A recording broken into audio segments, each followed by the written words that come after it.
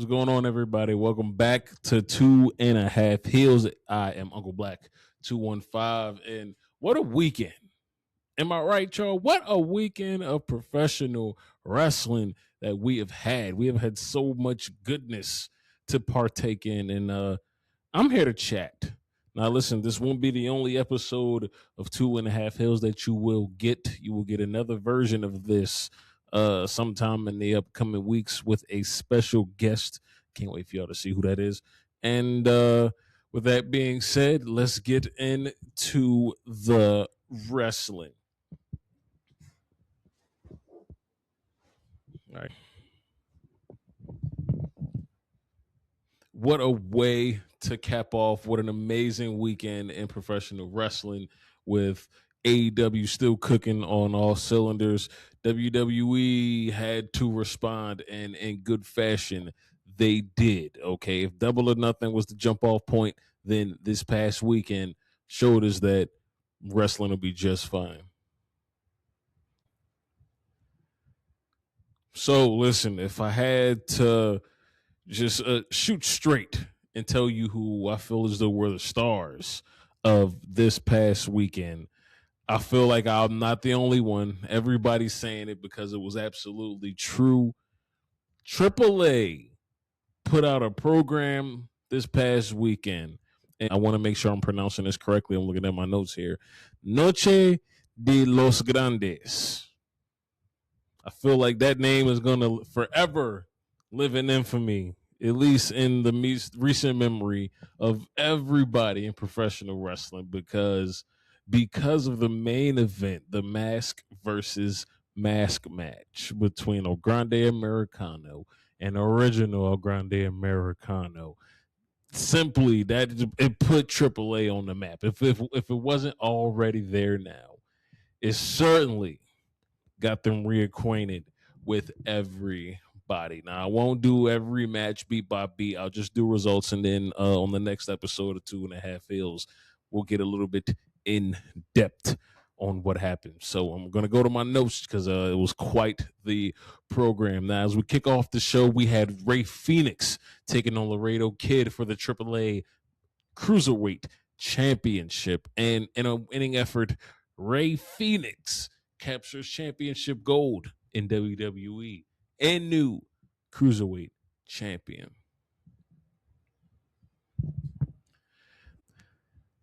Up next, you had Vikingo taking on, excuse my notes here, El Hijo de Wagner Jr. for the AAA Latin American Championship. And due to a lot of cheating, Vikingo now holds championship gold again in AAA as the new Latin American champion. That one was a fucking excuse me. That one was a fucking mouth say. And also, you had the War Raiders finally winning championship gold in Mexico as they defeat Pagano and Psycho Clown for the AAA Tag Team Championships. All right. And what I'm going to do here, I'm just going to read what I wrote down on my notes. And even then, my notes cannot do this justice. What a match. 45 minutes of wrestling. Mask versus mask. Grande Americano versus OG Grande Americano. Okay. Now, this match had everything. This match featured all of the classic wrestling tropes that you would want in a feud that was going as hard as this was. Okay, you had everything. The masks were ripped. There was blood everywhere. You had story. Man, 5 out of 5, 10 out of 10. I don't know what you want to call it, but OG Grande Americano lost the match, and he had to take the mask off. And shockingly, I had no idea, but OG Grande Americano was Chad Gable. Ain't nobody tell me nothing. It was Chad Gable the whole time. And afterwards, I mean, a standing ovation for everybody. I feel like Grande Americano will be a mainstay in AAA for quite some time. I hope they don't, mess this up. I feel like that's exactly where he is going to have to stay because he got a hero's welcome, and this was just all over the quintessential main event. Like it was so good. Like I say, 10 out of 10, 5 stars. Match of the year candidate for sure. A lot of people are already calling this the best match of the year already, and I'm not too far off from saying that. Okay, so I'll say hats off to Grande Americano, and now Chad Gable. Welcome back, brother. And ladies and gentlemen, that was AAA. Let me say it again just to make sure I got it right. Noche de los Grandes. That was that program. An amazing way to kick off the weekend. And sidebar, okay, shout out to WWE commentator Corey Graves, pulling double duty, making it happen, being the soundtrack for that amazing show with the 5-star ending. And then taking off and being in Italy for Clash in Italy. And what a program we had there.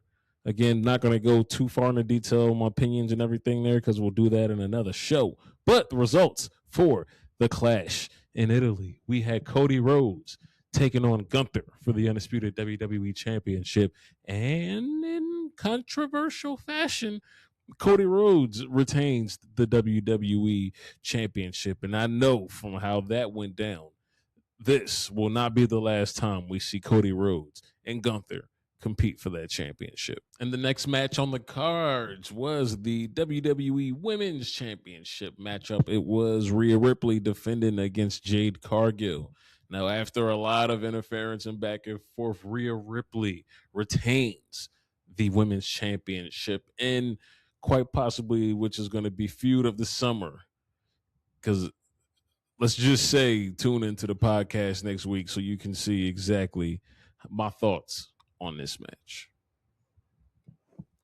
All right, next up, I feel like I'm definitely not going to put this out whole. This will be chopped up as well. Okay. Now, this is first two matches go, and we leave from ESPN over to ESPN Plus. And first matchup was the WrestleMania rematch that we were all waiting for: Brock Lesnar versus Oba Femi 2. And if I didn't see it with my own two eyes, I wouldn't believe it. But in the short end of things here, it took Brock Lesnar seven F5s to knot it up evenly against Oba Femi. And now we stand one victory apiece as we look ahead to the next big PLE after Night of Champions, which is SummerSlam.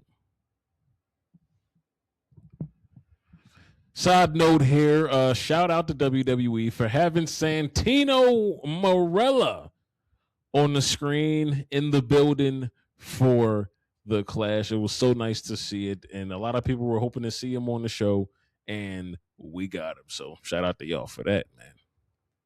All right, coming up next, we had the Women's Intercontinental Championship title on the line. We had the man coming around to Italy to defend against Sol Ruka.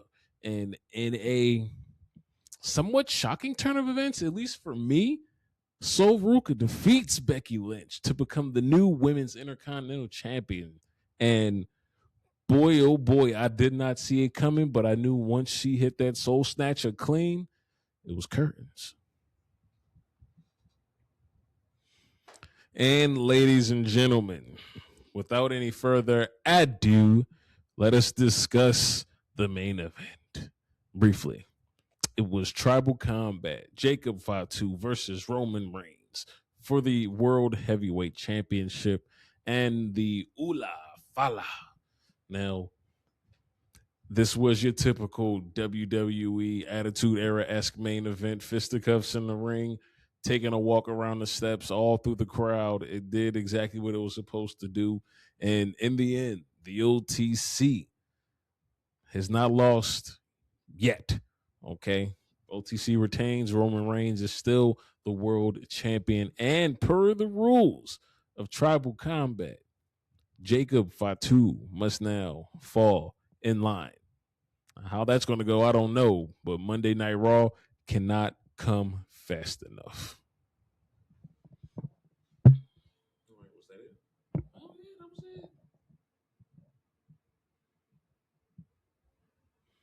Oh, okay. All right, one more thing before I go. On the Clash in Italy post show, the brackets for King and Queen of the Ring were announced, and I have them right here. So I'm going to take a look at it, and I'll let you guys know. In the first round on the men's side, we have Penta taking on Oba Femi. Also, you have Solo Sikoa taking on Carmelo Hayes, as well as Dominic Mysterio facing off against Braun Breaker. That's going to suck for him.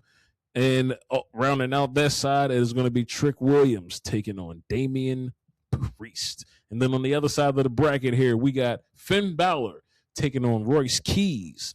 LA Knight going up against Jay Uso. We have Tala Tonga taking on Ricky Saints. And rounding off the men's King of the Ring tournament, it is Seth Rollins taking on Javon Evans.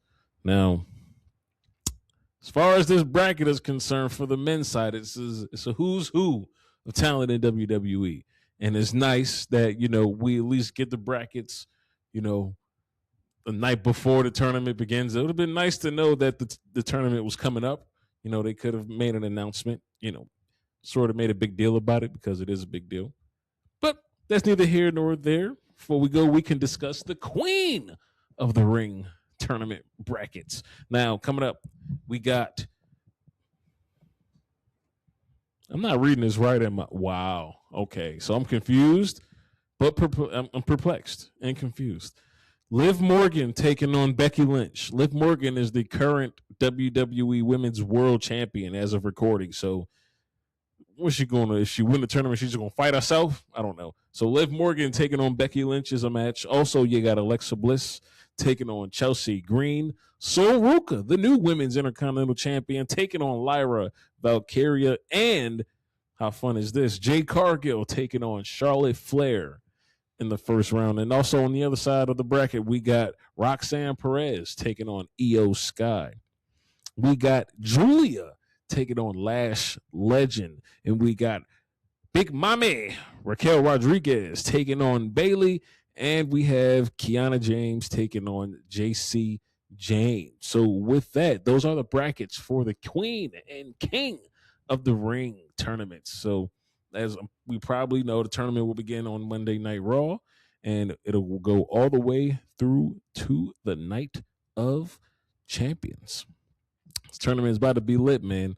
And what is about to be lit is the next episode of the podcast here on wherever you get your podcast at, man. So with that, I appreciate everybody for watching. Appreciate y'all for tuning in. Appreciate all the continued support, man. If you see Uncle Black 215 post on Facebook, like it, comment, share it. And with that being said, I will see you guys in the next video again with my very special guest.